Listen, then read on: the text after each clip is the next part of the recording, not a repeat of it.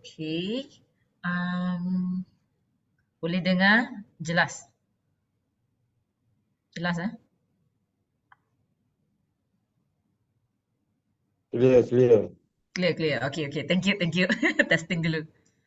Okey. Bang Rin nanti boleh share apa tu? Apa nama? Um, Collaboration apa nama tu? Nanti saya akan share slide untuk Dr. Tamizi.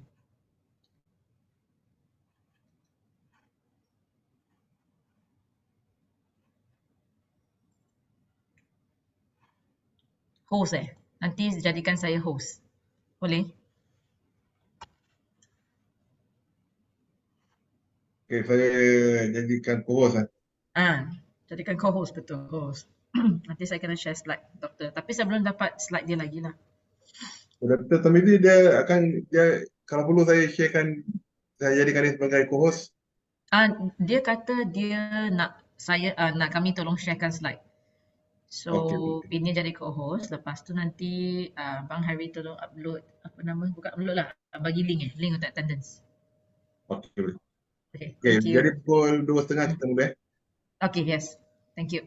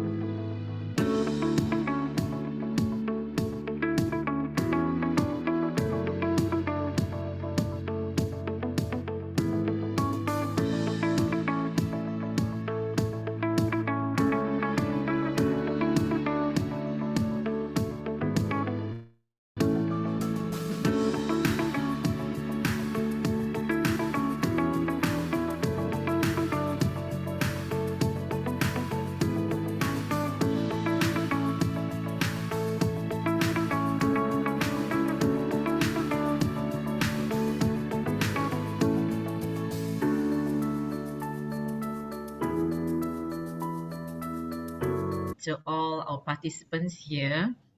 I think we have seen Miss Dr. Tamizi. I think he's already with us. Dr. Tamizi, are you there? Nak double confirm dulu. Okay, there we have Dr. Tamizi. Right. Okay, so good afternoon, everyone. I am the MC of today, Dr. Piniel Ang from FTK, Faculty Technology Kejuruteraan UTHM. So I want to thank all of you for coming and joining us today. This is a very special day. Okay, so we have BIM Unit Talk Series 2. All right, and today we are very honored because we have Associate Professor Dr. Ahmad Tamizi in our midst. Okay, so I just want to check that how many are still coming in. Let me see. We have already already almost 80. All right. Let me just check on Dr. Tamizi dulu. Doctor, are you there? Okay, he's there. Okay, he changed the background. Can I check my voice? Is it clear there? Yes, yes, you can hear you now. Okay. Can hear you now. Okay, so just want to check that he's okay. All right. Okay, so right. Also, not to forget, we want to also thank Associate Professor Dr. Aryani Ahmad Latifi. She is our head of BIM unit in UTHM. So it's our BIM big boss lah in UTHM, right? So today we have one of I can say it or not our Malaysia BIM big boss lah in our midst, okay, Dr. Tamizi, right? So before I introduce a little bit more about Dr. Ahmad Tamizi, fun fact, when I was doing my PhD, okay, my PhD, I have to go through different frameworks kan. So during that time, Dr. Tamizi punya thesis lah, semualah dia punya bahan-bahan publication memang saya refer. I refer the Dr. Tamizi's work. So can say that his research framework helped form the backbone of my research framework. So you can see back then it was how many years ago. So I do not want to imply that we are getting old, but I want to say that we all still look young. Okay, right. So um, so, doctor, I think I'm being informed that you have to catch a flight later. Is it correct? Yes, I need to Yes. move at 4. Many Yeah. thanks as well for the very flattering Oh, recognition that manufacturing. you made just now. Okay. Okay. Okay. Yeah. So Dr. Tamizi, he has to catch a flight later, which means that our 1 hour plus later is so precious, right? So we need to really appreciate every minute from now on. Okay, so please allow me to have a very short intro, okay, about Associate Professor Dr. Ahmad Tamizi. Okay, so Associate Professor Dr. Ahmad Tamizi Harun is the Senior Director of Innovation and Commercial Management Center, right, from UMP, University Malaysia Pahang. He is responsible to manage activities associated with innovation and commercialization across the university. Okay, basically where he make the money happen, right? Okay, or he generate is a money generator, right? So it involves improving internal policy development and execution of a comprehensive ecosystems, management of intellectual properties, technology transfers, and industrial collaboration and marketing. Right? So getting right down to it, he specialized in BIM and digital construction. He serves many clients for consultancy, organizational transformation, project implementation, and human capital development. As part of his involvement with the industry, he was the BIM subject matter expert for CIDB, right? And currently the national BIM expert appointed by the Ministry of Work Malaysia for World Skill Competition. So among signature projects that he was involved in were JKR award-winning BIM implementation of Polytechnic Bagan Datuk, BIM transformation for Malaysia Highway Authority, National CIDB BIM Competency Certification Initiative, and National BIM Modular Technical Training under Malaysia Digital Economic Corporation, MDEC, and CIDB Malaysia between 2016 to 2020. So let us welcome Associate Professor Dr. Ahmad Tamizi Harun to share with us today on the window of opportunity to BIM. So, Dr. Okay, Tamizi, are thanks. you okay? Yeah, yeah, okay, Yes, Dr. Yeah, many thanks. It's thank good you. to see you here. Yeah, Then you are doing good at UTHM. yes. Um, for today, it's not. I'm not gonna make it to academics and not gonna make it to industrial professional talk. More towards experience sharing and what BIM has brought me to the world that I don't want to say something unforgettable, but something worth telling your grandchild later on. Something unique experience that I went through with BIM. So Okay. experience some things from that angle. Thank So I you, thank think you. too much people talking already about the technicality of BIM and they're talking about the various aspects of BIM. Because having doing BIM, I think more than 10 years. And then starting from the where BIM is so isolated in Malaysia, so alienated, where nobody knows BIM.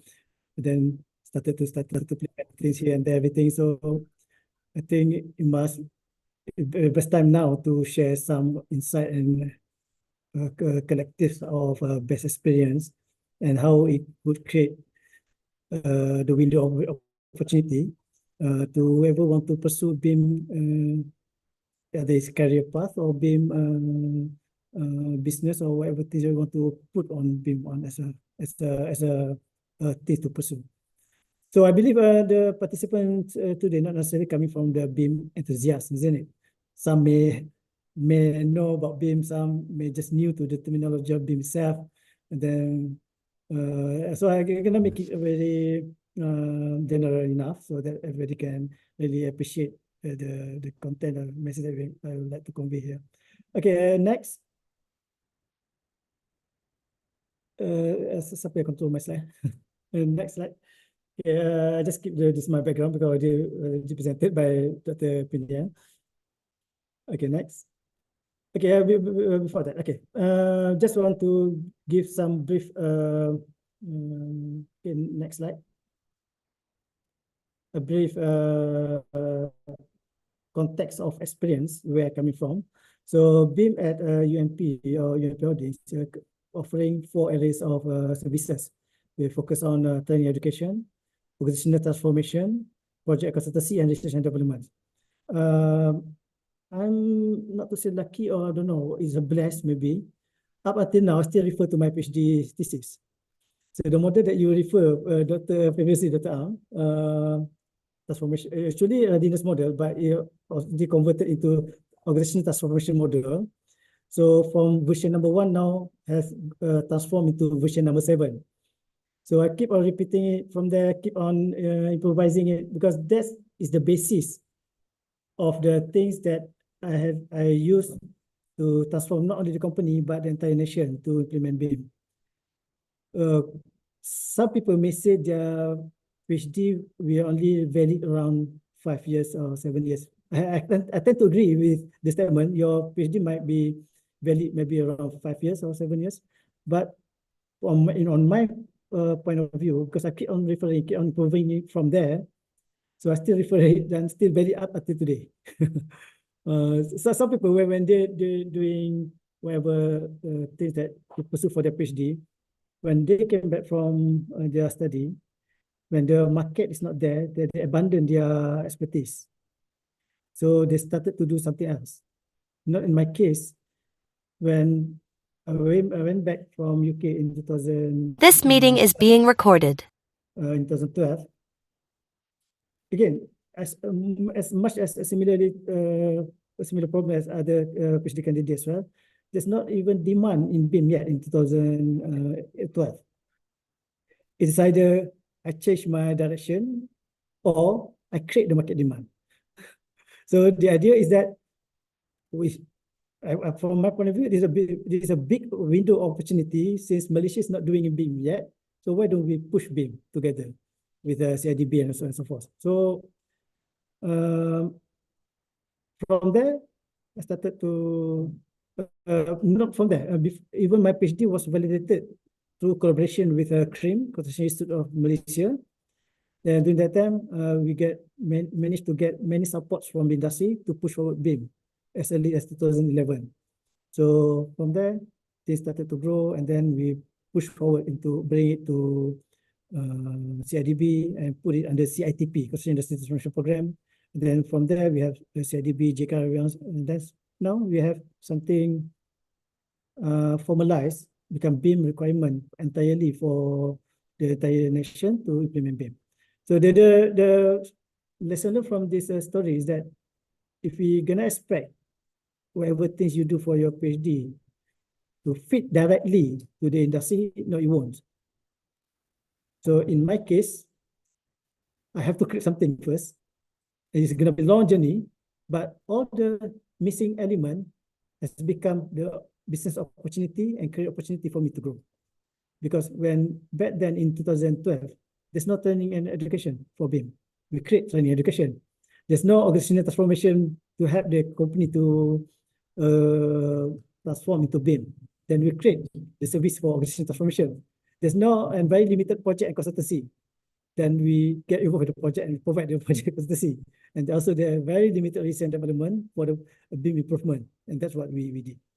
That is how we view it from my perspective, the window of opportunity, as early as when I did my PhD. And then some people also ask me, how you strategize to do BIM in the very first place. To be honest, it was luck, total luck. So coming from Malaysia, we go to UK first time in 2008. We know nothing about the technology there all over the world. And then, but the good thing when people are doing PhD overseas, you are living in the future already. So means that I already, because UK probably around 5 to 7 years. So whatever UK doing right now, most probably 7 years back or 5 years back will be repeated by the Malaysia. So that was the good thing when I was there in between 2008 and 2012. I saw already all the strategies by the UK and what they're prioritizing, the implementation of everything. That the lesson learned that I replicate and improvise from there in order to help my nation, Malaysia, to improve and then to grow through BIM implementation. So basically, it's a certain background of where my PhD comes from. So why BIM? Simply because my supervisor said so. Not I thoroughly study, or this is going to be the future. No, no. The first engagement, I went there, was supposed to do ND modeling, 9-dimension, ND modeling, 9-dimension modeling. When I studied it, and in fact, the first I was supposed to do it at Loughborough University. Met Dr. Ari as well during that time. But suddenly the Chimi Anumba moved to US. Then I changed my submission to Salford University. That is how the story went. So when I went to Salford University, the first topic given by my supervisor, Prof. Gassam, is that I need to do ND modeling. It's too advanced, too futuristic to the future. I think maybe around 15 years. Future advanced, even up until now, UK couldn't implement yet the ND modeling. So when I read through, the fundamental of ND modeling is based on BIM technology. It means that if the industry don't implement BIM at certain level, let's say up to 50% industry-wide don't use BIM, then ND modeling cannot proceed. The prerequisite is implementing BIM first. So then I started to read about BIM. So when I started to read about BIM, the industry in UK during that time still at the early stage, whereas in Malaysia, not even know the terminology of BIM. That's the decision was made. That's it. I'm gonna focus on BIM, and more importantly, I want to focus on how I can help the company to transform from non-BIM to BIM, and that's where the topic of my PhD coming from. So if you ask me about the research gap, everything, if I want to use the typical methodology of research gap according to blah, blah, blah, couldn't. There's no proper methodology because we are talking about something new, something not in the picture yet. The way I approach how to create the research gap, public statement, totally different as compared to what other people have done. That's a good thing. It can also be a bad thing of doing something really new. And then I think journal publication in 2008, I think not more than 30 journals using the keyword of BIM. really limited during that time. But now they have more and more publications there. So another opportunity from there is that when something is so new, so everything is the contribution to the knowledge. So you don't need to worry about something new. So just the method of how you want to justify it accordingly using various method of methodology. Okay, next. So we're going to be presenting today split into three categories. The first one is the concept of BIM to give some idea what BIM that I'm going to talk about and which angle that this thing coming from. And then the chronological order of BIM policy in Malaysia, because some part of it infused together with my experience pushing BIM at the national level. And then the third part, going to put some summary of the window opportunity that you may want to look into. Generic window opportunity, but on my part myself is a bit different, but you may understood along the way when you present my presentation later on. Okay, next. So basically the concept of BIM. Okay, next. So this is a typical academic definition of BIM, but the best way to describe it is that we are using digital information model in order to execute the projects. So previously, we are using CAD-based methodology or drawing-based methodology. Now, everything is circulated around digital information model. So this, but among BIM practitioners, also need to highlight a bit about these things. When we refer to digital information model, it's not necessarily regards to 3D model. Most importantly, information models means that you must have 3D attached together the 3D, the information and informatics that you can use later on in order to put decision, to make decision, and also to make next action plan. So some may say building information modeling, the terminology, the acronym itself can bring many definition. Some might say benda ini menyusahkan, if it's in Malay, benda ini menyusahkan, benda ini memudahkan. To the layman, I would simply say buat ikut model. Senang macam tu, buat ikut model.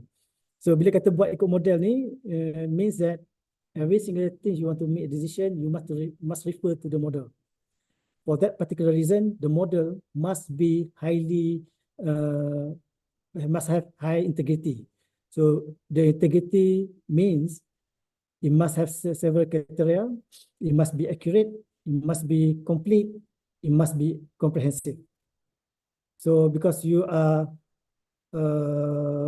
putting the model as your Bible to follow in your project. So that's why the quality, the integrity of the model need to be there, especially regarding to the information and also geographical shape of the model itself. That's basically the idea. So we are living entirely between the starting from the programming up until the demolition of the project in the digital format, virtually, and also the digital information. Okay, next. So if you look at the process flow, starting from the planning, conceptual, design, construction, and occupancy, the model will grow from one stage to another stage. The detail will grow, and the information will also grow to give some idea of how what I speak just now. So since everything keep on growing in terms of architecture design growing, information growing, kemudian construction stage growing, in each of the discipline, you have several version as well. Architecture design version 1, structure design version 1. So there's no such thing as a single model, no. When you are really doing BIM, you're going to end up maybe having 100 or not 200 models because model keep on updated. So because of that particular reason, you need to have centralized information, and that's where you need a common, in the BIM methodology, they say as a common data environment, in the layman word, cloud-based storage with a proper protocol and methodology in order to manage it. So, so doing BIM isolatedly, yes, you can do it. Manually, yes, you can do it. But really tedious and difficult to manage the version of the model submitted, information that model we submitted, and how to communicate later on together with the project stakeholder and project team member. That's why from there you need to bring it together, put it on the cloud where everybody can refer at the same platform. Okay, that's basically the idea. Okay, next. So that's basically the first part is covering the concept of BIM. So basically we are living in a digital world where we need to produce the digital information models, where everybody will refer to the digital information models, everybody will make decision based on digital information models from one stage to another stage until we can close down the project and translate the digital model into the physical actual construction that you want to have. So now I'm moving to the second part of my presentation, is the chronological order of BIM policy in Malaysia. So in my experience, this one is purely based on what I get involved with. So there are many policy available in the industry as well, coming from Samdabi, private sector, everything. Since I didn't get involved with them, so I don't know really how the growth of from their angle or from their side point of view. So in my experience last time, it all started in 2011 when I just want to validate my PhD thesis, my PhD framework through industrial report, mechanization of IBS through building information modeling. That's how the story started. So already completed my data collection to case study, already developed the conceptual model, but I need to validate the conceptual model. And then I got the offer from CRIM during that time. Dr. Tamizi, since you are here already, why don't we formalize it, make one workshop, and then you just produce one report to us. And I cannot be thankful enough to CRIM for providing the platform. Then we run the workshop at Saberview Lodge Hotel last time, and participated by Samdabi, JKR, Prime Minister Work already there during that time, probably around 30 people. Then we produced together with industry, we produced the first industrial report, mechanization of IBS through building information modeling. So if some people may know about this during the 10 Malaysia plan, where for the construction industry, they are under the CIMP, Construction Industry Master Plan. So then from there, together when I came back into Malaysia in 2012, we started to explore what is the best methodology in order to transform the construction industry in terms of digital transformation. Then initially, it is not about we want to implement BIM at the national level. The idea is that we want to digitalize the construction industry. So in order to digitalize the construction industry, the best methodology that we find during that time is through BIM. There come why BIM comes in the picture for the CITP during 11th Malaysia Plan. So then we have several workshops prior to 2016 until we managed to embed BIM under the CITP 2016-2020. Under the CITP, then under the trust, they name it as under the trust of productivity, but under the IWG 11, Industrial Working Group 11, Building Information Modeling, which is chaired, the only IWG chaired by the Secretary General of Ministry of Work. So I seated together there with Dr. Sizali during that time, happened to be CEO faculties of UTHM during that time. Then starting from there, we started to prepare the Malaysia to make sure by the end of the 2020, we're going to mandate the BIM implementation. We're going to start the implementation of BIM at the industrial level. And then from there, started to get involved with the KPKT National Housing Policy, KPKT National Affordable Housing Policy. Those BIM requirement already stated in those policy. And then at the end of 2020, we have Arahan Kutu Pengarah Kerja Raya, Arahan KPKR, saying that BIM are mandatory for the JK projects. At the end of 2020, CIDB launched a new strategic plan known as a CIDB Construction 4.0 strategic plan. Still there, embedded BIM as part of the core technology among the 12 technology listed there. And then early 2020, Ministry of Work Malaysia launched National Construction Policy 2030. And then 2022, together with LLM, we come up with the Malaysia Highway Authority BIM policy.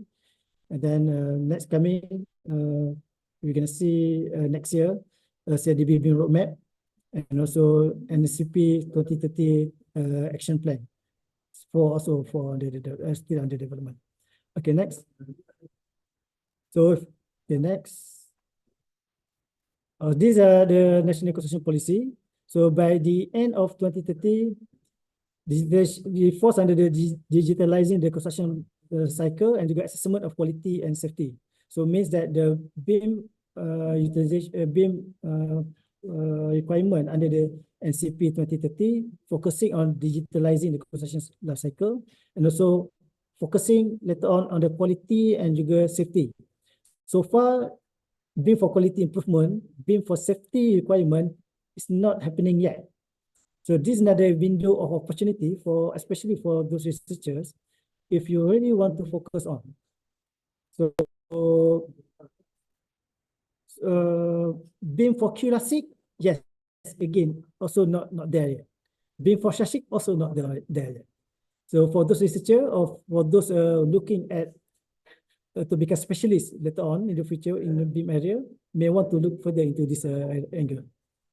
Okay, next. Okay, these are some part of the national construction policy framework. I think you guys can read later on. Okay, next. And this is some of the activity that I get involved directly with the Ministry of Work Malaysia. Because my task here is more towards producing skilled worker under the TVET. And then we get involved directly the World Skill Malaysia Belia. So the appointment of national BIM expert is under this program. So for World Skill Competition International, so now BIM has already been recognized as one of the WSOS, World Skill Occupational Standard. So, but it don't fall under the category of BIM, but rather they are using the terminology of digital construction. So next year, 2024, we're going to be competing at Lyon, and I think participated by 70 countries. World Skill competition is, you can consider as like Olympic for Tibet. Okay, Mr. Lam. Say hi, Mr. Pizlan here, say hi. Mr. Pizlan from CEO Migrant Center. So we get to have program here at Sarawak. Okay, next. So these are some of the program where we also receive visit by Secretary General of Ministry of Work Malaysia. I think during that time, 30 plus delegation from ministry coming congested at our center. And I think this is the most paling ramai kita kata jusa dan juga terus tiga lah, and under one roof lah. Just to show to you how critical and how important BIM as the national direction to push forward the digital agenda of the country. Okay, next. So BIM policy under the Construction Industry Development Board for under CIDB. Okay, next. So at the end of 2020, when we closed the report for the CITP, what we have summarized that in general, for the first time ever, the CITP managed to increase the productivity of construction sector up to 60% and above national average. This is the success story of CITP. But again, this happened before COVID. After the COVID, a lot of things changed, and then a lot of things need to be realigned again. And then the most critical part, as far as BIM is concerned, we managed to create new approach to design and construction, and then BIM requirement mandated for the public projects. And then we also created a new job title with a new salary type, which is known for BIM manager, coordinator, and so modeler. And also we managed to create new subject, small medium enterprise for digital construction, freelancer, and also BIM consultant. And we also have managed to create future skill and talent development program for the purpose of new salary tag as well. So that's the summary of the CITP. Okay, next. So under this ATP, this is the one that we use in order to embark the BIM journey, where we have created the BIM ecosystem in order to transform the entire generation. They have a proper plan for the 5 years. This is just a sneak preview of the BIM ecosystem, which consists of the training, mandating, promotion, resource, and facilitate adoption. Okay, next. So, and then last time also, we have developed the CIDB BIM education and training framework. So this is the one that currently being used in order to help the industry to grow. The one that bolded is the one that I developed to CIDB. The rest is still not there yet. And then if somebody want to contribute, you can contribute. You can sell the module later on to CIDB. They can buy it from you. Then later on, you can get money out of it. As simple as that. Okay, so last time the module that being used by CIDB rooted at my elective class. So from there, CIDB one, but not as simple as simply buy my module. No. First, they put the offer. The next step, when we sign the agreement, the validation of the module take quite some time, because because we're talking about the module, national module, it must be validated through a series of people, series of series of workshops by many people representing the industry. So even though the module already completed, it took us more than 1 year, I think 1 year and a half, in order to get it validated. I think for the fundamental modeling architecture, structure, and then the rest, mechanical, electrical, road infrastructure, everything become more and more easier. Mistake, the road infrastructure is not coming from our module. The ones are under other people. Okay. Okay, next. So these are the first version submitted to CIDB for the national BIM module. But the one that I would like to highlight here is by referring to the JKB standard, those are the I received many questions there. I will finish off my presentation first, and later on I will get back to the question and then try to answer one by one. Okay, if you look at the roles and responsibility of the BIM listed there, we have BIM manager, BIM coordinator, and also BIM modeler.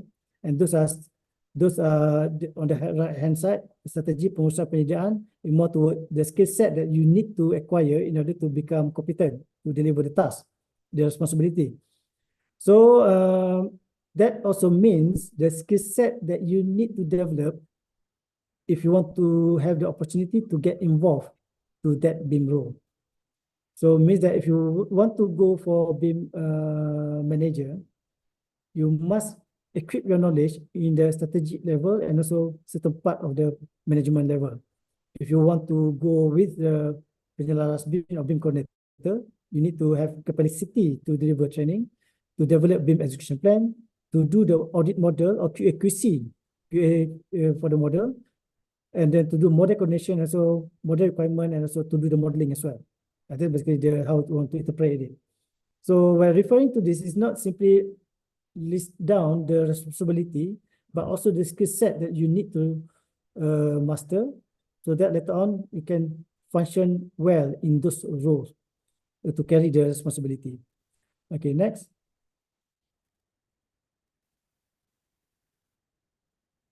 So these are some of the BIM roadshow seminar that was invited majorly by CIDB, some of it from private sector like Malaysia Airport Berhad, and then Contractor Association, and also the rest.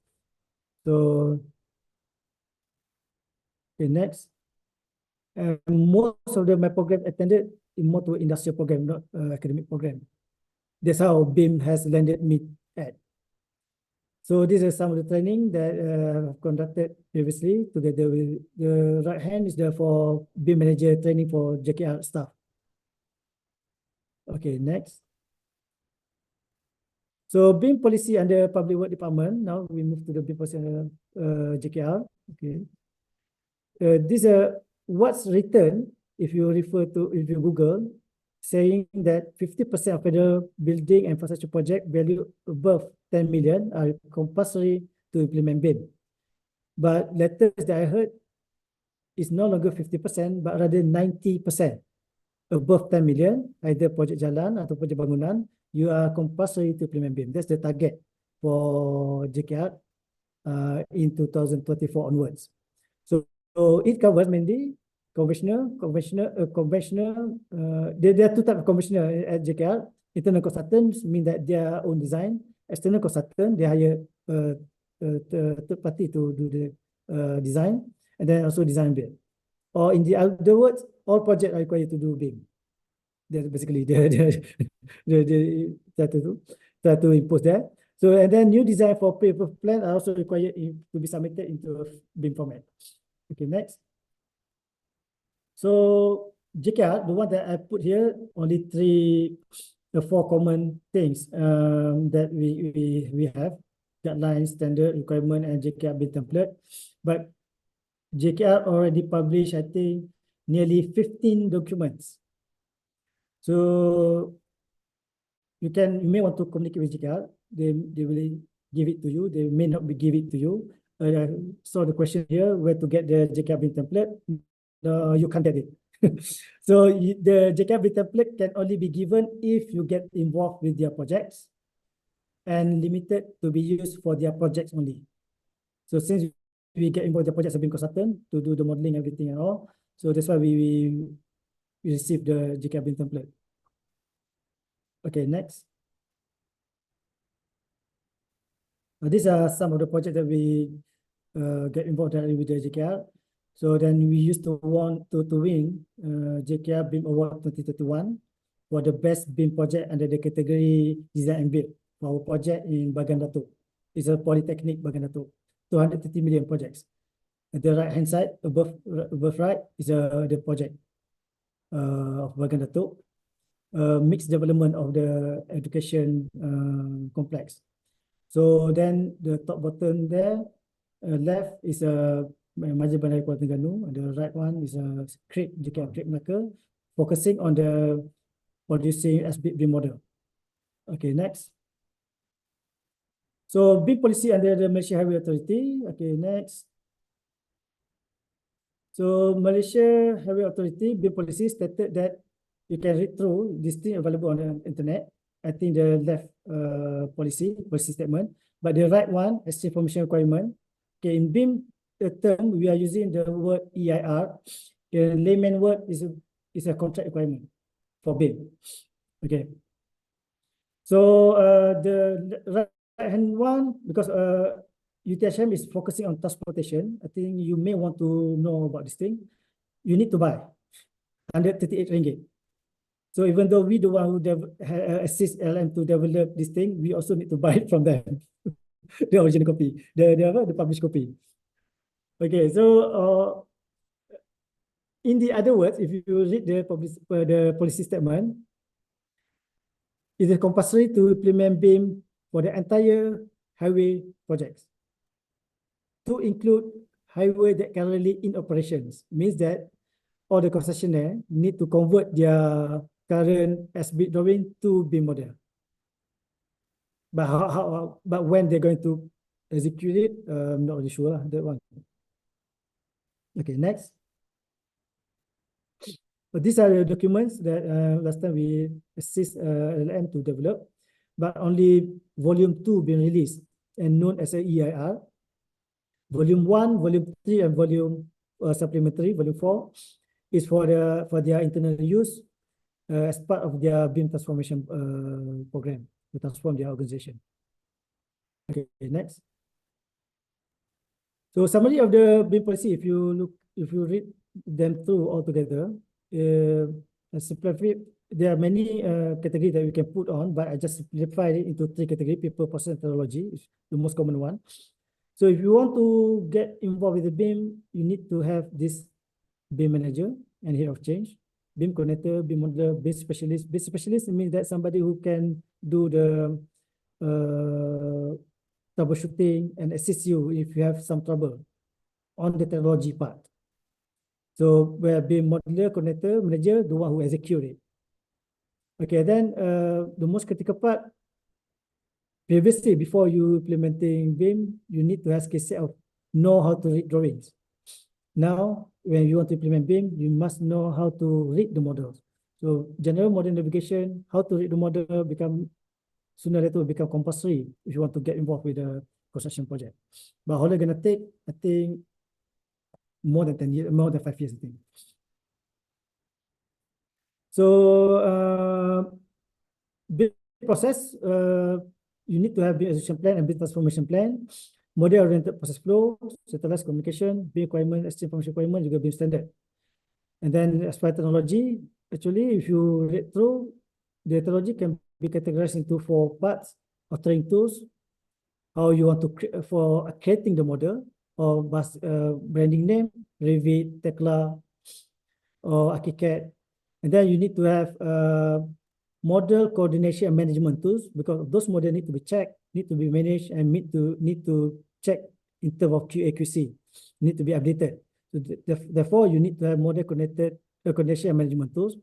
And then in order to manage entirely the project cycle, you need to have proper storage, you need proper methodology. That's where you need to have cloud storage, common data environment. Okay, then in order to support those 3 softwares, that's where the hardware and facility comes in. You need to have also big room, and for the purpose of discussion, double monitor to make ease of doing the modeling and also to do your job, daily job. Okay, next.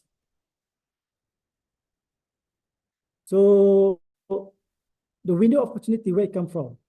So if you put it into 2 perspectives, career development and also business development, business. So like I keep highlighting just now, you can position yourself as a BIM manager, BIM coordinator, and BIM modeler, and also as a conventional role as a designer, architect design, structure design, or even mechanical design with BIM competency. But the biggest chunk of the BIM window opportunity these days, looking at the BIM modeling at M&E, mechanical, electrical, and also BIM modeling at infrastructure projects. We have very limited competent people in order to deliver that job. And then there are also growing numbers of application engineers to customize the BIM application, and also BIM specialists that beyond the rules of 1 to 5. As far as business consultant, you can also position yourself as a BIM consultant, either at the project level, either at strategic level to help industry to grow, like myself, and also at the company level to help the company to transform their BIM methodology. And while working as a BIM modeler, you can also position yourself as freelancer. There are many platforms out there where you can bid the job online and secure the job from there. And so okay, another one.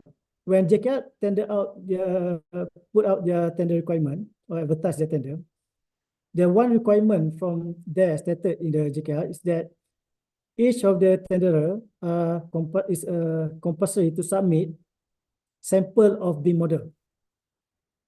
So normally those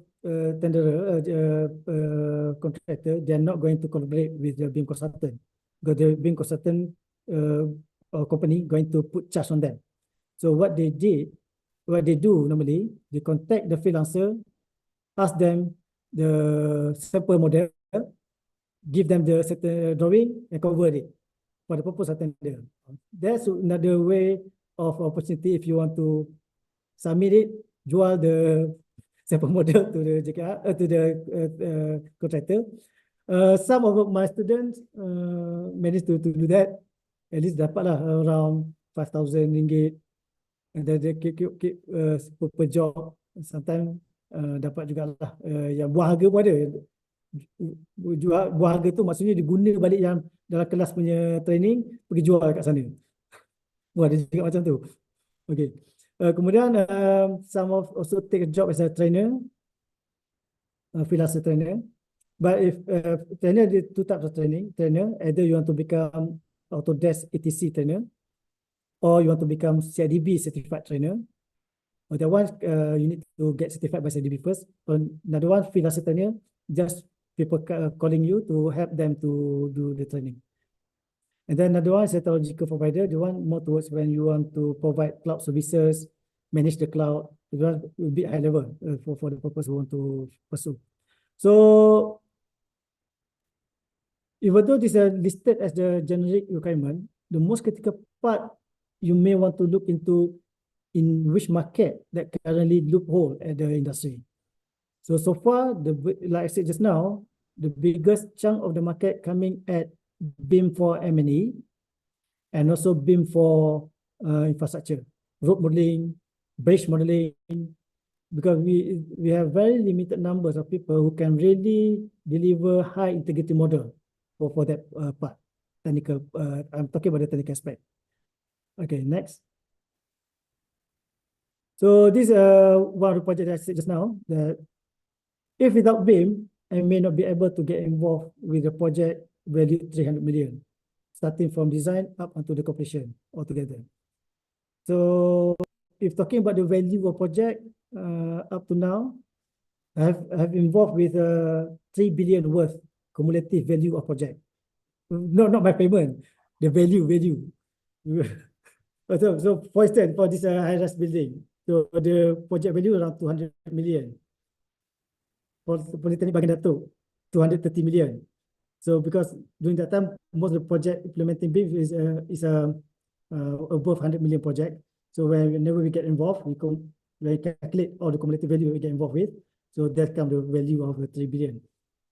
Because recently we also get involved with another one, KLK, Karak, Lubaya, Karak, Kuala Lumpur, expansion renovation tu, dia buat pembesaran jalan tu. Yang tu 1 billion something lah, that project.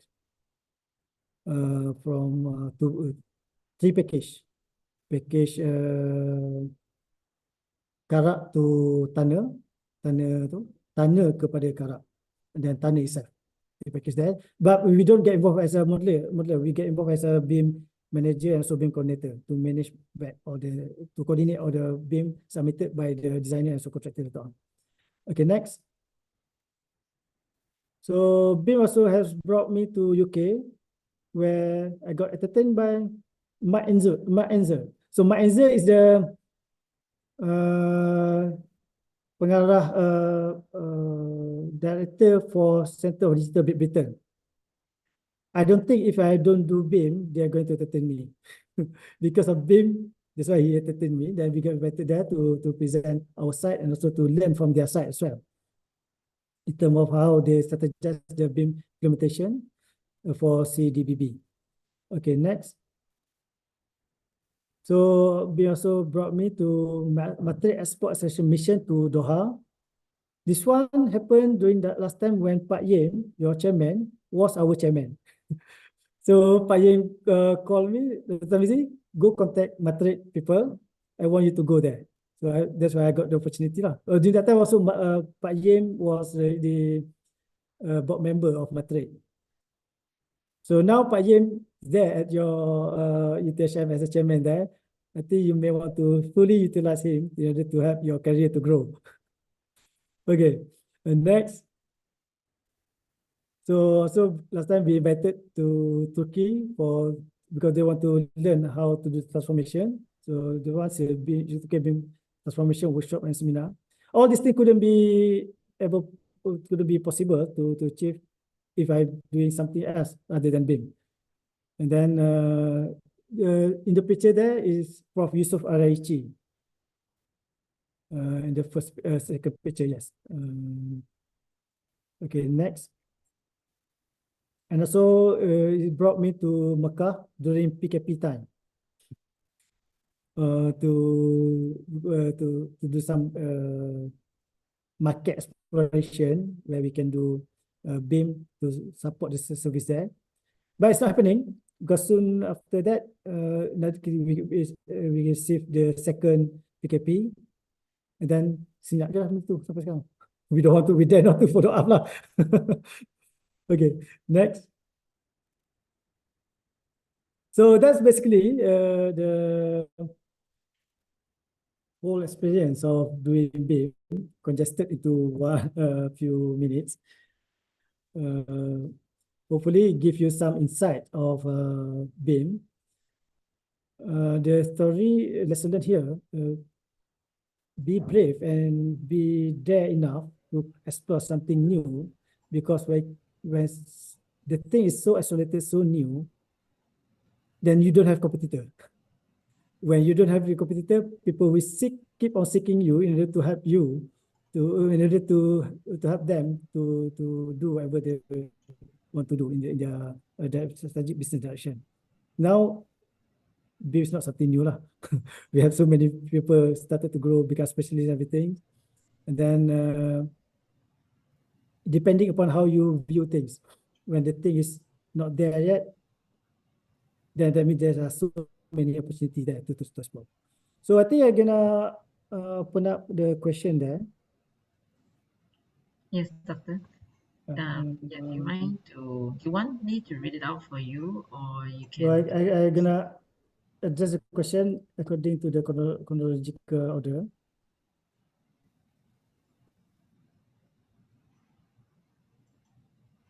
So can you suggest how BIM can be adopted beyond construction of a building or roadworks? BIM adoption or renewable energy such as a large-scale solar project. Okay, the methodology, the framework of adoption, basically, okay, we come to the adoption framework. We normally have 3 layers: strategic framework, management framework, and later on implementation operational framework. Normally at strategy level, management level, even operational level, the component still remain the same. But the biggest thing need to address first, why you want to implement BIM adoption at renewable energy for such as large scale solar. That's the thing that you need to understand first. Is it the information so critical at the large scale solar, or is it for the purpose of optimizing the positioning of the solar so that you can harvest the best energy of solar and so forth. So how BIM can be adopted to, this is too generic question and really hard to answer.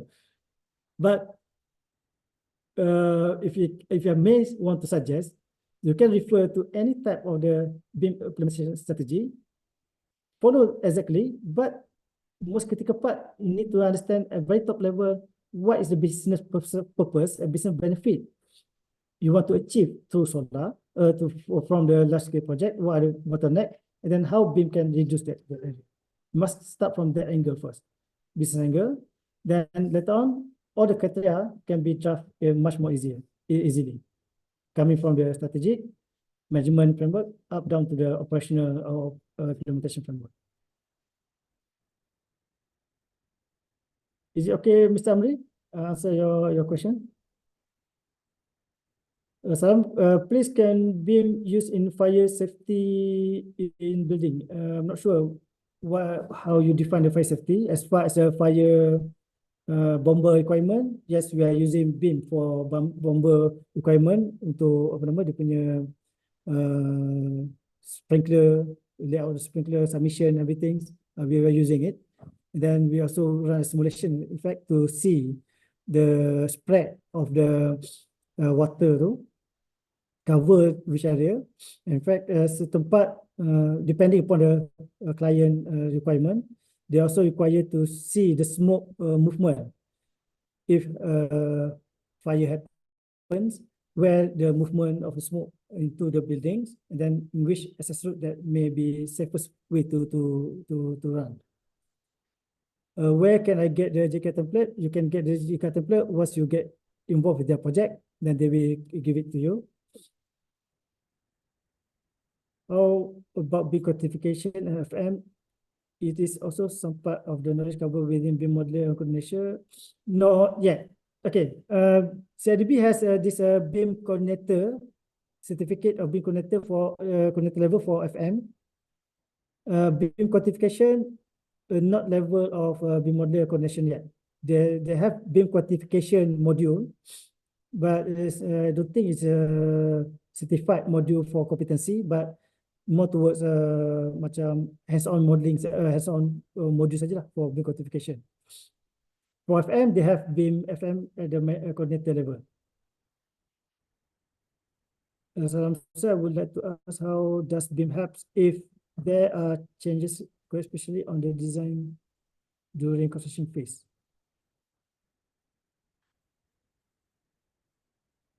What do you mean? How does BIM help ni? Panjang, terlalu generik soalan ni. Aina Sali ni. Change request. What do you mean by change request tu? Kita bisa skip dulu.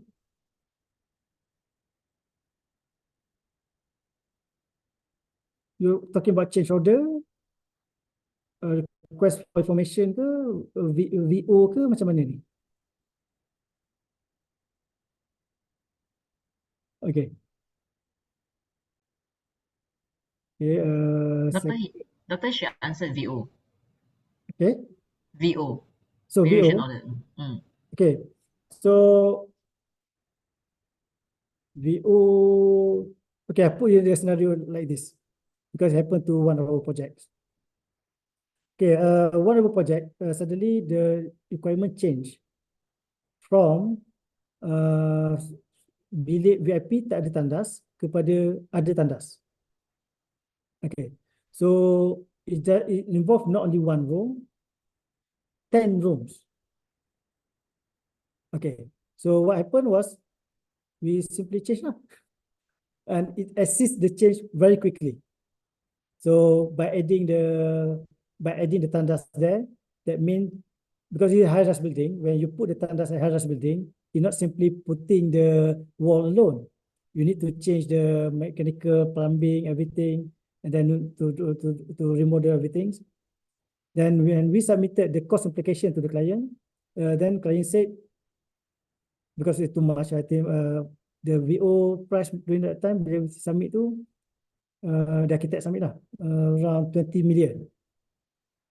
So when they actually not just 10 room, more than 10 room lah. I cannot be specific number lah nanti because it trigger which project lah, susah sikit lah. Okay, so when we submit the VO price tu, 20 million, dan kena kata, okay lah, tak dibuat lah. On our part pula, bila dia kata tak dibuat, kita pun create juga lah, because we already do the design in BIM. But we also minta sikit VO balik lah, because we already did our job and we managed to get paid on that part lah.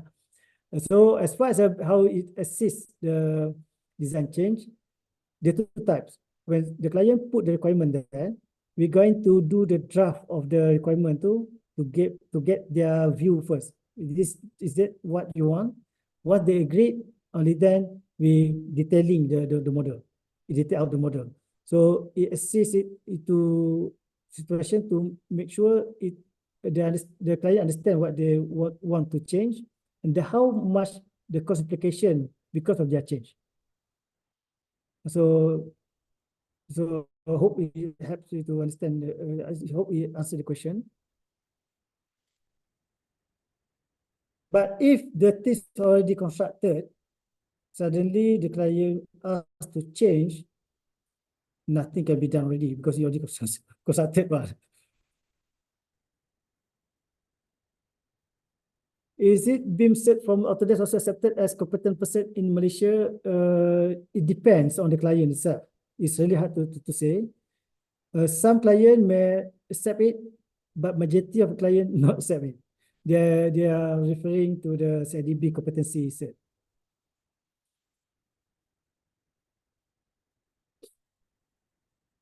Okay, BIM is helpful. So in many ways on managerial level, how about the individual on site like supervisor? Okay, as far as a BIM for site management or site utilization approach, they coming from two angles. The first one, when you want to update the model, to update the progress outside and then to check the quality outside. So instead of going there, okay, I give you this example of manual methodology. Okay, conversion methodology. First thing you have, people need to construct a beam and also the column there at site. What you do, you go to the room, site meeting, site office, open up your drawings, and then Sometimes you bring the drawing with you, check betul tak betul dipasang besi, everything lah. That's how. Then when there are certain kesilapan ataupun everything, you need to manually mark up, and then later on prepare the report, masuk balik dalam Excel dan juga dalam Microsoft Word, and provide the report. In BIM methodology, no, you're not going to do that. You already have your model put on the cloud. You just bring your tablet there, and then when you want to check how the positioning of the sea, just open up the model from there. If there's any markup or report you want to put, simply directly put there on the markup, and it automatically trigger directly to your reporting system. And in fact, you can straight away email the RFI. It streamline the process flow. At the same time, since BIM also coming in the 3D view, it also gives you more understanding for the site supervisor in order to understand what needs to be constructed. If talking about a wall, a floor, this is not that much critical, but talking about mechanical system, how that thing should be routed, and then how to be laid out within one system to another system, and then it become very troublesome if you are simply looking at the 2D plan view alone. But when it comes to the BIM, then you can maneuver around here and there, you can see the shape, then it's much more easier for the site supervisor to understand then what need to be monitored and what need to be supervised as far as the kerja-kerja conducted by the tukang site.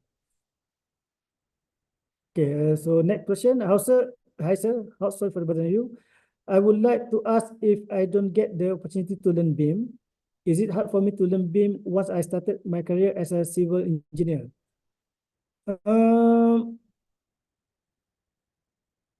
Macam mana kata hard ni? It depending upon how good you can spend your time to learn things part time. In which to some people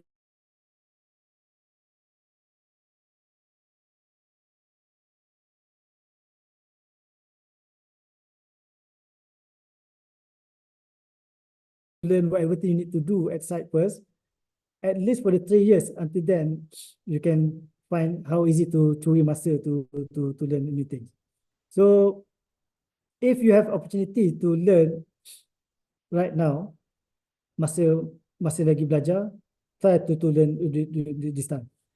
But if happen to be you want to learn after your career, after you already working, the condition is that you're gonna be learning it on part-time basis. To some people, okay, it's easy. To some people, it's hard. Then it's really hard for me to advise about it because it really depends on how good you are to spend your time, and so put your focus on it.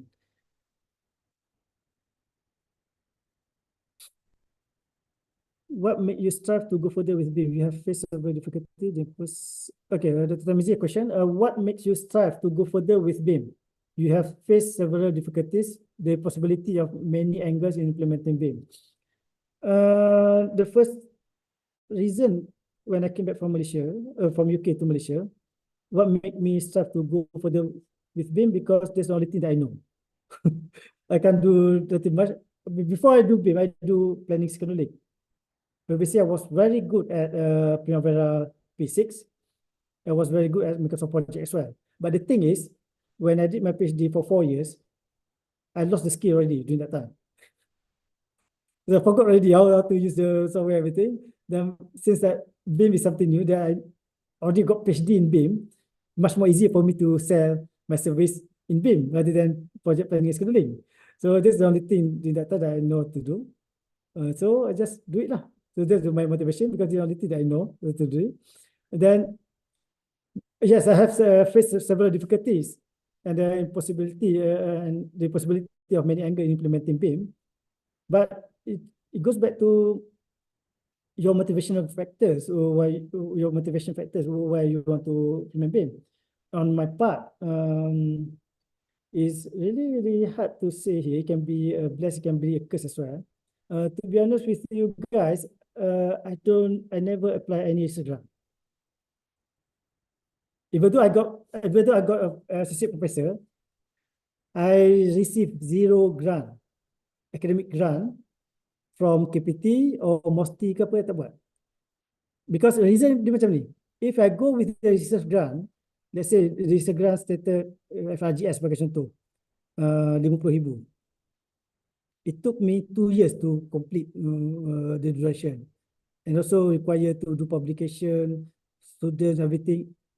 No, it is too tedious and too lambat untuk buat, to grow the skill and everything. All of my grant, ada grant juga, semuanya datang daripada industri.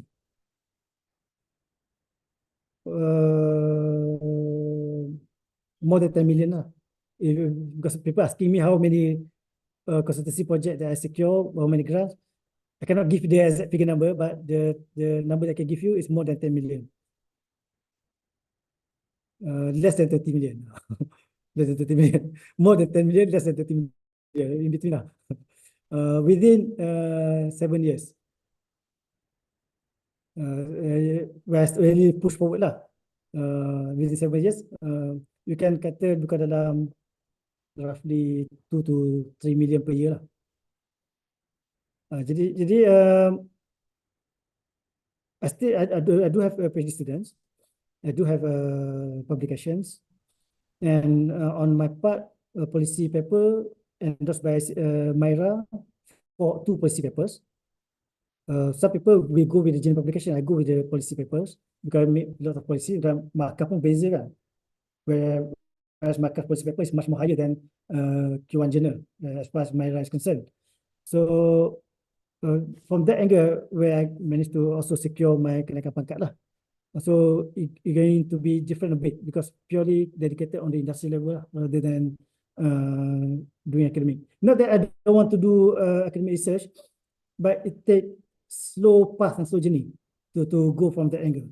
I rather go with the industrial base, industrial research, and also industrial consultancy because it's fast, and then when the money received, I can fully utilize the money to use back for my development.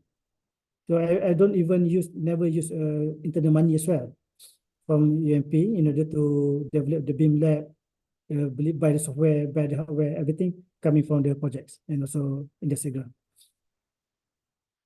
So if you ask me the return investment, from my point of view, so much more better lah because university never give me any grant. KPT pun tak pernah apply any grant externally, so with the modal RM1, so I already tarik 11 bilion lah kepada universiti macam tu. To some people, they need to spend 200,000 dulu untuk isi grant, only then they can generate income. So some people go with that direction. So because by nature, I'm more towards consultancy, I don't need to have certain kita kata product first. I can execute directly.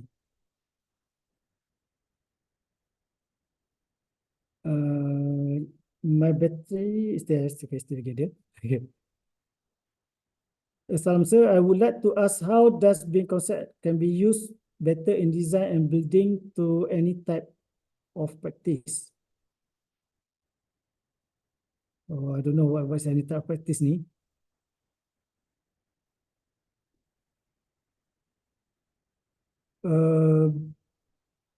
I don't know. I don't really understand the question, but BIM is meant to be used for design building for any type of practice lah.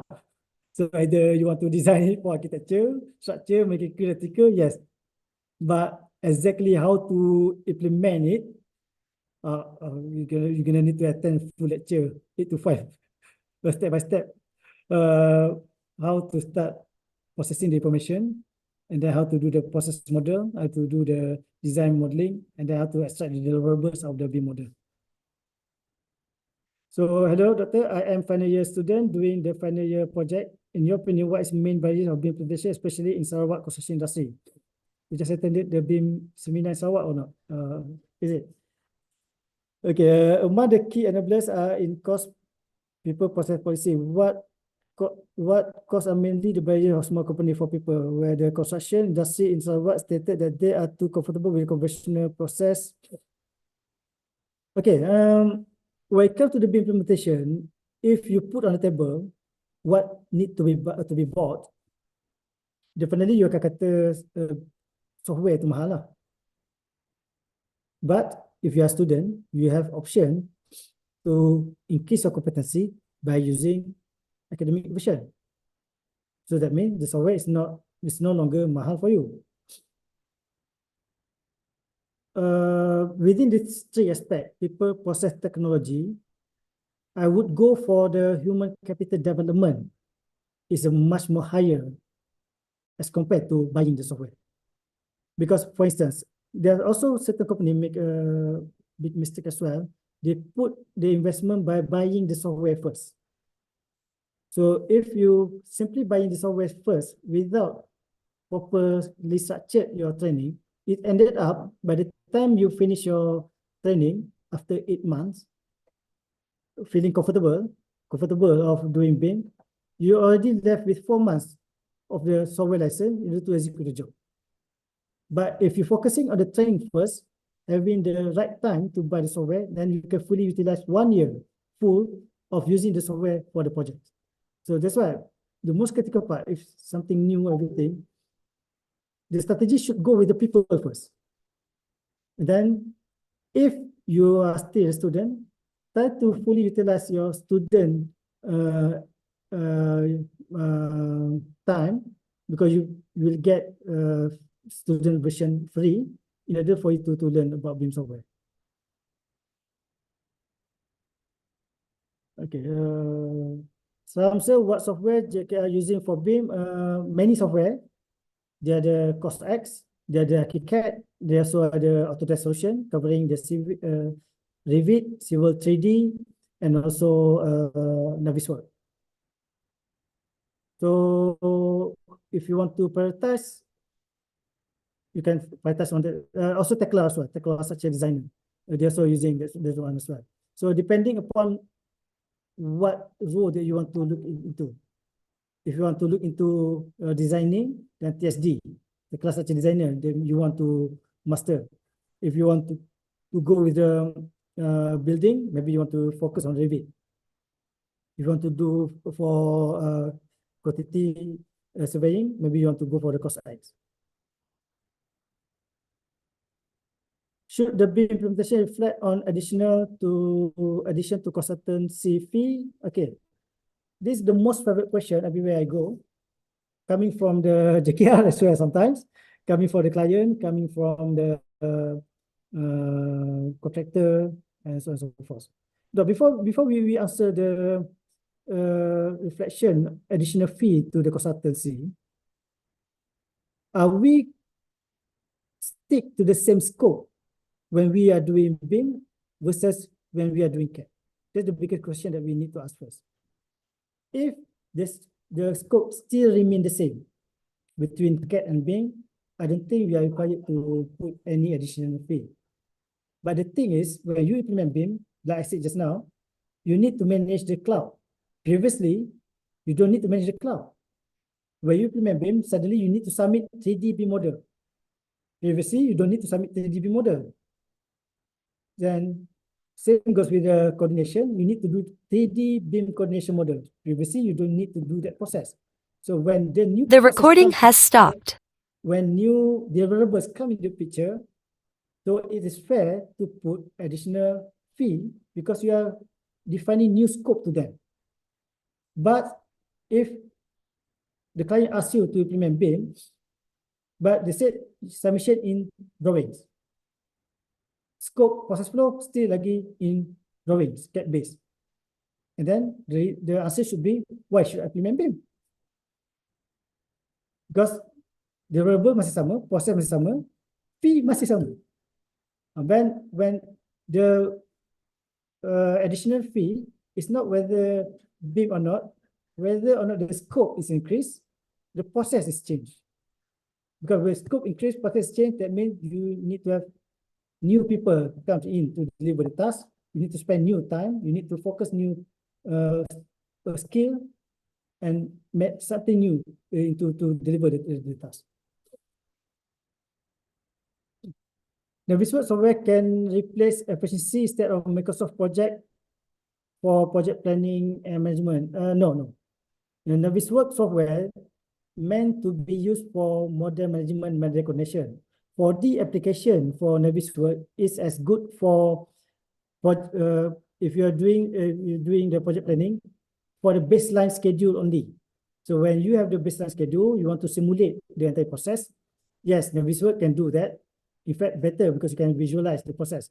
But the moment you have to track your sequence, you have to do S-curve, you have to do first revision of baseline schedule, plan schedule, actual schedule. You have three type of curve there. Navisworks can do that. You still need to use Microsoft Project to do the reporting and then to do the tracking.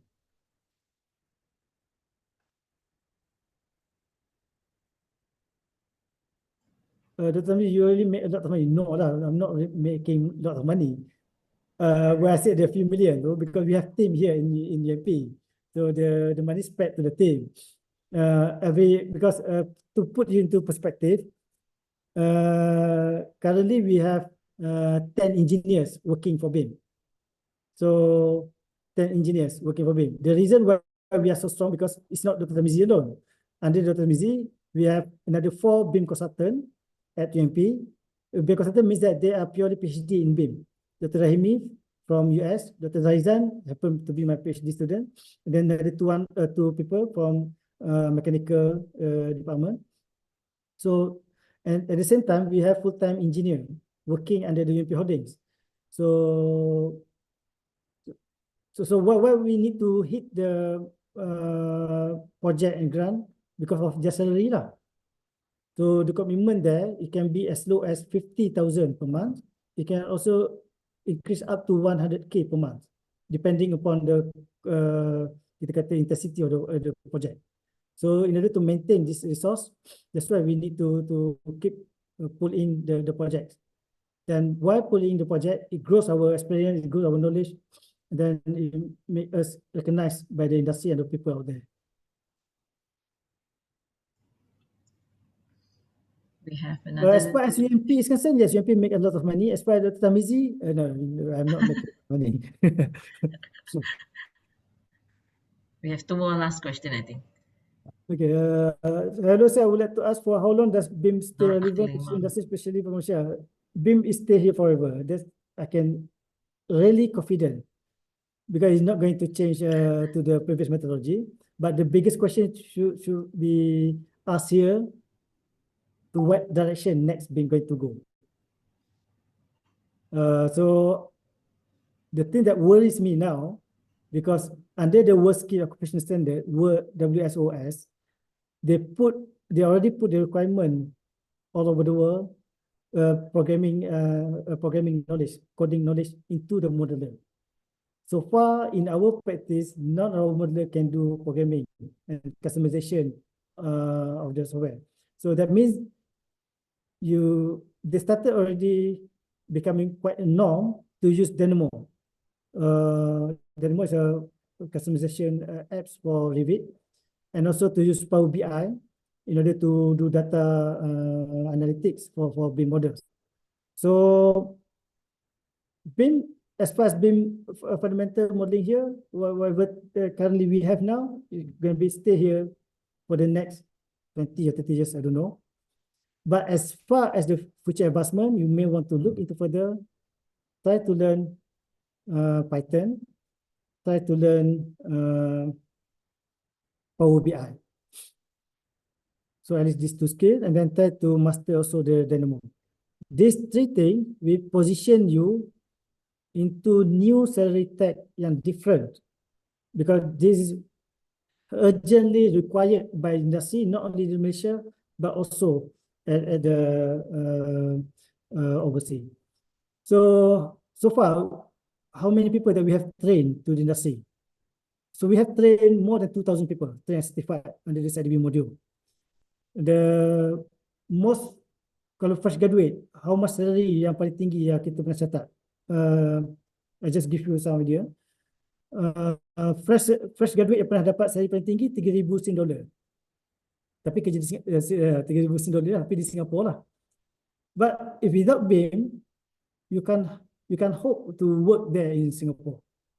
With BIM, dia perempuan lady, she managed to secure a job, linear job at Singapore at price tag of Sing dollar 3,000.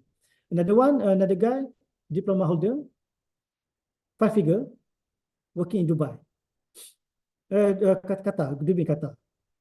But there was not our student yang happened to attend our training at diploma level. Now that's how the opportunity that how big can bring you not only in Malaysia but across the border of Malaysia. Being quantification cost under CIDB use cost software? No, the one is quantification through Revit, how to quantify by using Revit only. The cost act currently they are under the discussion to come up with a new module. Is it possible BIM to produce SB drawing for project? Yes.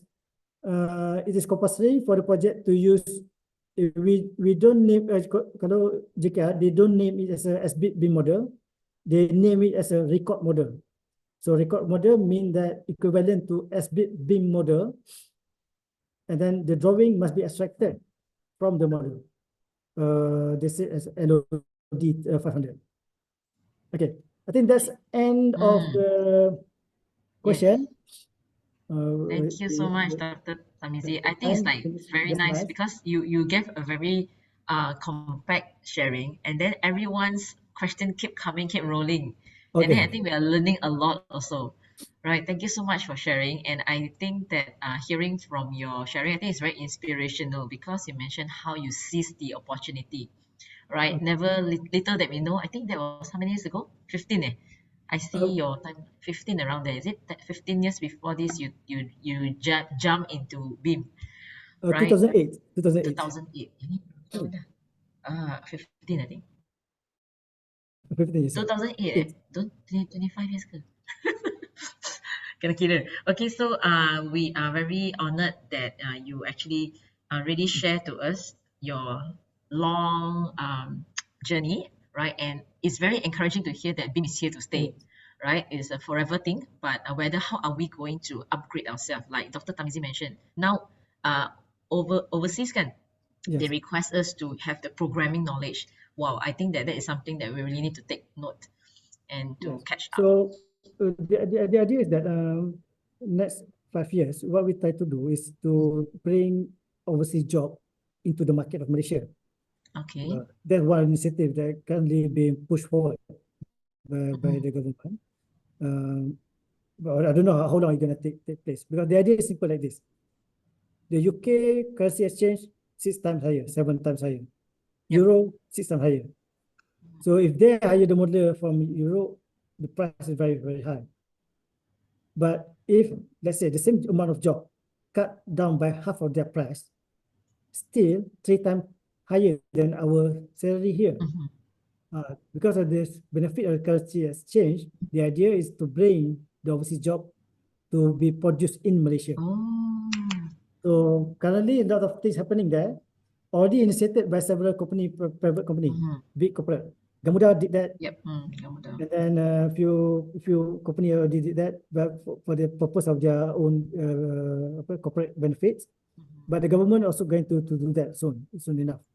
So that's why when I said it's critical to have certain industry standard as your reference, so that when the time is right, when country was ready to move to that direction, you are already there. You are already competent, ready to deliver the skill set. You can do modeling, conventional modeling, manual modeling, but it's gonna take quite some time for you to really execute the task. Right. Thank you, Doctor, for giving us all the tips and tricks. Right. And we really want to give you a new label here, the BIM businessman. Our BIM Not businessman. really businessman, just the lecturer. Yeah, we really need to learn. And so because we know that Dr. Tamizi also needs to catch up with another flight later, we want to ask that all the participants that you can open your camera, that we want to have a group photo together, right? Yes. So we need Dr. Rani, you don't want to say something, Dr. Rani? yeah, Dr. Ari, where are you? Dr. Rani, please say something. Show your face.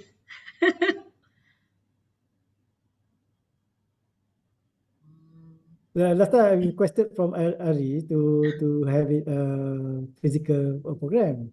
Oh, So okay. when it's come physical, I can demo you straight away the quality that thing that I taught just now, and then how to tackle certain technicality, and then how to, Wow. especially for the student, how to prepare for the BIM related interview. It's really hard to Oh, do it through online, but I think okay, Dr. Tamizi, I think it can be done probably next year if we okay, have a sure, lot sure. of budget Yeah. to, I mean that to invite you, Yeah. then we will do that physically. Okay. Okay, sure, sure, sure. Hey, your center basic kat mana ni? It's not a center, Dr. Tamizi. It's Unit? just a small unit. We are growing actually. And I will share you the detail about the unit later soon because I'm planning to do some collaborations with your office. Boleh eh? Okay, okay, sure, sure. Mestilah kan orang buat duit kita nak Tak ada buat duit dah sekarang, dah sibuk dah, tak sempat dah. boleh belajar. Okay. Another all one, right. to those who really want to make money out of Mm-hmm. BIM ni, because I look, I jaga komersial kan, I give you some tips and tricks as well lah to those researcher ni. Tolonglah belajar balik, buka MOF guideline untuk bonding. Familiar yourself with that kiraan eh. You type dekat situ MOF PK 3.2. PK 3.2. MOF PK 3.2. Hmm. So dekat situ dia siap dah ada dah calculation of man rate, how you want to put charge. It's not meant for BIM. It's meant for kerja-kerja perundingan. Try to use that template in order to put the price. Oh, Whether it's a BIM or non-BIM ke apa, tak kisahlah. Tapi that is a industry standard. So just the matter of how you want to play around lah. Bukan rasa tinggi tu berapa kali tu. Dia mudah je. You punya gaji sebulan, darab dengan faktor masa, darab dengan faktor peganda. So untuk lecturer, faktor peganda maksimum unfortunately 2.2 saja. Okay, itu aja 2.2 saja. If you hire external party to work under you, it can goes up to 2.7 faktor peganda. So maksudnya if your gaji 10,000, your punya commitment to deliver the task 1 bulan, project duration 3 bulan, bukan satu, project duration 3 bulan, you punya commitment cuma 1 bulan saja. Okay, effective time commitment, kemudian you punya peganda 2.2, you pakai maksimum peganda, bermaksud for 3 bulan punya job, you should be paid 22,000. Kenapa I told you this thing? A lot of lecturer underquote. Because you underquote, industri suka. Dan di sini bayar je. But you the one who struggle at all with the masa timing that you started to feel not worth it your time to do this job. I'm not talking about BIM, I'm talking about the general costing, how you want to enter the kerja-kerja perundingan. So go back, refer the PK 3.2 and learn from there. Sedikit for the lecturers lah. Okay. No, come on, because you guys are PhD holder. You got PhD some more. Expert, really expert in the certain area. But the moment people ask you to code something, you simply letak 500. we always undercode, right? You letak 1,000. Whereas Yeah. the orang luar letak sampai 10,000. You letak 1,000. Of course, you manage to get the job. But you dapat the job at the cost of suffering. Kenapa I highlight this thing very Cause important? of suffering. Dia macam ni. Kenapa I highlight this thing? Kalau industri put harga 10,000, you put harga 5,000, okay lagi. Problem is, industri tak harga 10,000, you letak harga 1,000.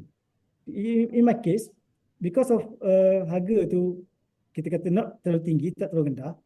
So whenever my wife nagging, I can give her rantai emas. Dia pun happy lah. So tak kacau I buat kerja-kerja perundingan.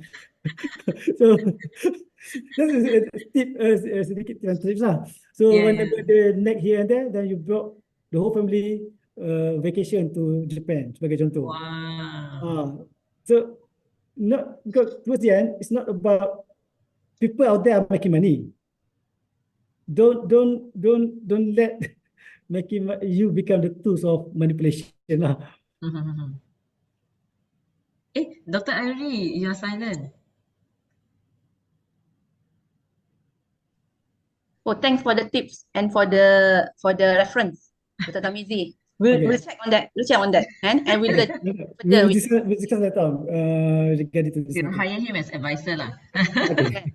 kita appoint dia lah sebagai punding. Habis dah duit kita. Habis. Okay. But that's all that for today's session. Okay. Over to you again, Dr. Pina. All right, thank you, Dr. Tamizi. Once again, we really enjoyed this session. Right, so I think without further delay, let us take a group photo. This now tak jadi kan? Belum lagi. We have 126 participants still here. So Dr. Azma boleh tolong ambil gambar. Okay, so can everyone open your camera, smile? So I think Dr. Azma need to extract page by page. All right, come, smile. Thumbs up pun boleh. Okay, we start by the first page. Okay, 1, 2, 3. Okay, next. Second page. Okay. 1, 2, 3. Okay. Okay. Quite a number juga turn out. Berapa orang? 123. Oh, yeah. Okay. Dr. Tamizi, we hit 156. Receive pick 166. 166. ramai. Betul. Ramai. 166. So bila nak habis Q&A tu baru kita jadi 15 lebih. Yang ni sebab dah habis kan? Memang 166. Mau berapa nanti tak orang tahu tu. Kita kalau buat program memang macam tu, dia hit ramai. Sebab tu lah. Penting tau. Invitation. Dah lah, tak ada tertib sangat tadi cakap, saya suka je. Good. Oh, dah. Dr. Azmal, dah. Okay, done. Okay, complete. Okay. Sorry, I nak share. Dr. Tamizi, thank you Yes. so much for your time. We really appreciate it. Allow me to give a little bit of announcement. Yes, sir. Dr. Hairi boleh share co-host. Make me the co-host.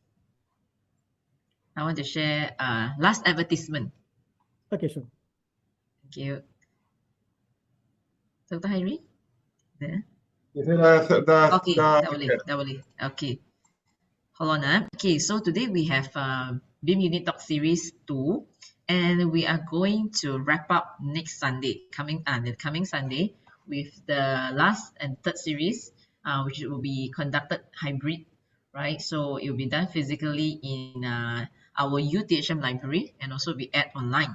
Okay, so we have the senior associate of my BIM Center, Puan Azra Fakura. She'll be here to give a talk on BIM, dulu, kini, dan masa depan. Okay, last and the future. Okay, before, now, and the future. Right. So we hope that you will stay tuned. Right, and we will also provide certificate for this last session. Right. So Dr. Eric, any more pesanan? Okay, tak ada. Okay, so once again, thank you very much. Let's give Dr. Tamizi a thumbs up, and all the best to continue to drive BIM forward. We want to follow you closely behind. Okay, sure. Thank Okay, you. Take care. Thanks again. Thanks Thank you, again. Doctor. Thanks again, Dr. Ari. Thanks all. Thank you, everyone, Thank for you. joining. We communicate with you soon, Mizi. Yes. All right, we'll see you again. And all the participants, thank you very much for the cooperations and all the questions. See you again in See you the again. Talk Series 3. Okay. Thank you.